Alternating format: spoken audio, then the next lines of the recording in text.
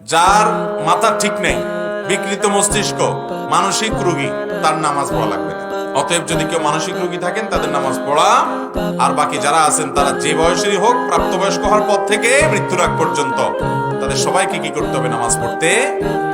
নবী করিম সাল্লাল্লাহু আলাইহি সাল্লামের জীবনের শেষ ওসিয়ত কি জানেন? সর্বশেষ কথা কি নবীজির জানেন? আসসালাহ আসসালাহ ওয়া মা মালাকাত আইমানুকুম। এই কথা বলে দুনিয়া থেকে চলে গেছে। কি গুরুত্বপূর্ণ বিষয় দেখেন, নামাজ নামাজ। আর তোমাদের অধীনস্থ যারা আছে তাদের দিক খেয়াল রাখবা, তাদের প্রতি জুলুম করবা, বাস দুনিয়া থেকে চলে গেছেন। ভাইরা আমার, নামাজের গুরুত্ব কত বেশি।